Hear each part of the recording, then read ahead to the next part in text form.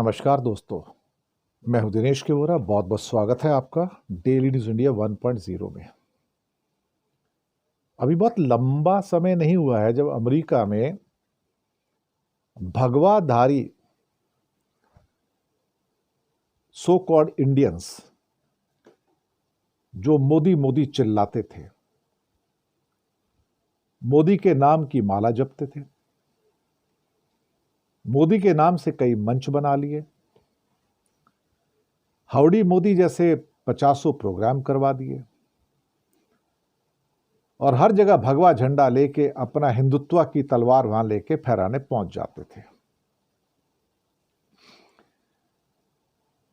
इनमें से हिंदुस्तानी जो थे, जो सारे कुछ को छोड़ के, वो सारे के सारे मोदी भक्त, और उनको लगता था कि मोदी ने तो चमत्कार कर दिया हिंदुस्तान के लिए, हिंदुस्तान स्वर्ग बन गया है।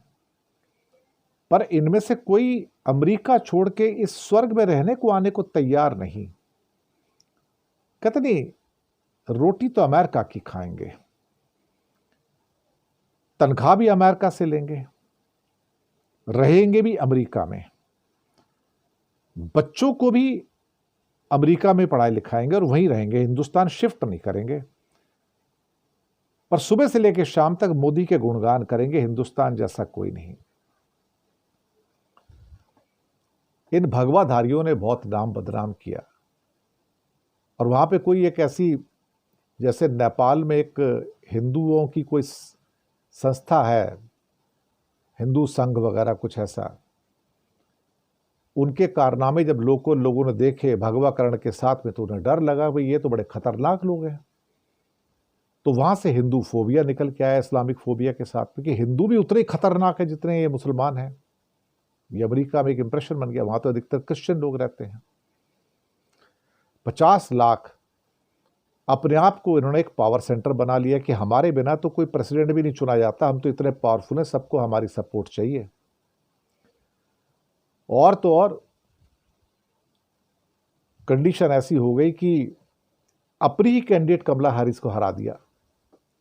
ट्रंप चाहिए, इंडिया सपोर्टर ट्रंप चाहिए, अब की बार ट्रंप सरकार, ट्रंप के नाम पर यज्ञ हो रहे हैं, भजन हो रहे हैं, कीर्तन हो रहे हैं, ट्रंप आएगा। साहब ट्रंप तो आ गया और इन 50 लाख की बोलती बंद कर दी और बोल दिया बहुत उछल लिया, अब तुम, आज के बाद तुम्हारा उछलना सब बंद हो जाएगा, अब कुछ नहीं कर सकते अब तुम। और ये जितने सो कॉल्ड हाउडी मोदी वाले लोग थे ना वहां पे, मोदी मोदी मोदी, और जितने अपने आप को कर रहे थे, सबकी जुबान पे लग गए ताले। सबको पता लग गया कि इनका तो डिपोर्टेशन का नंबर आ रहा है, उठा के बाहर फेंक देगा अमेरिका इसको इस टाइम। अब इन्हें याद आना शुरू हुआ, भैया अमेरिका तो छोड़ना नहीं है, मोदी मोदी करना छोड़ना पड़ेगा। और सब चुप होकर अपने बिल में घुस गए। भाई साहब रो खन्ना को, जो कि इंडियन ओरिजिन के वहाँ पे कांग्रेस पर्सन है, मतलब पार्लियामेंटेरियन है, उनको उठ के कहना पड़ा कोई तो एक निकल के आए जो ट्रंप का विरोध करे कि तुम जो कर रहे हो गलत कर रहे हो। कोई एक नहीं साहब, ना तो कोई, बल्कि जो जिनके पास ग्रीन कार्ड है वो भी निकल के नहीं आए बाहर बोलने को कुछ, और जो जिनके पास सिटीजनशिप कार्ड है सिटीजनशिप है, वो भी निकल के नहीं आए। कहीं ऐसा ना हो कि हमारा सिटीजनशिप कैंसिल हो जाए और मुझे बाहर इंडिया वापस डिपोर्ट कर दे, इतना खौफ। दरअसल इन जैसे लोग, कभी कभी हमें गर्व तो होता है कि अच्छा काम कर रहे हैं, लेकिन इन जैसे लोग ना यहाँ के सगे हुए ना वहां के सगे हुए, ना ये अमेरिका के प्रति लॉयल रह पाए, ना ये भारत के प्रति लॉयल रह पाए। दिखाने की कोशिश की कि भारत के प्रति लॉयल है, लेकिन सामने से जब आके प्रेसिडेंट ने ठोक दिया ना इनको पूरी तरह से, तो अब ये बिल्कुल चुप बैठे, ऐसे जैसे किसी सो कॉल्ड शोक सभा में बैठे होते हैं। कहां पे? शोक सभा में।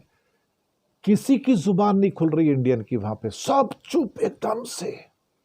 ये वही लोग हैं जिन्होंने कमला हैरिस को हराया था। मोदी मोदी के सुबह से लेकर शाम तक वो हिंदू संघ के साथ में नारे लगाते थे, लोग भगवा झंडे लहराते थे। इन्हीं की वजह से भारत का नाम बदनाम होता है। ये अपने देश के भी सगे नहीं है, ये जहां रहते हैं वहां के भी सगे नहीं है। कौन इन पर यकीन करेगा अल्टीमेटली? मुझे लगता है कि सब अब बिल में घुसे हुए हैं, सबकी बोलती बंद है और सबकी घिग्गी बंदी हुई है कि भैया हमें माफ़ कर दो, हमें इंडिया वापस नहीं जाना, हमें यहाँ से निकालना मत यहाँ पे। That is the state. मुझे लगता है इनको ऐसे ही रखना चाहिए वहाँ पे, ये इसी ट्रीटमेंट के लायक हैं। शुक्रिया आपका।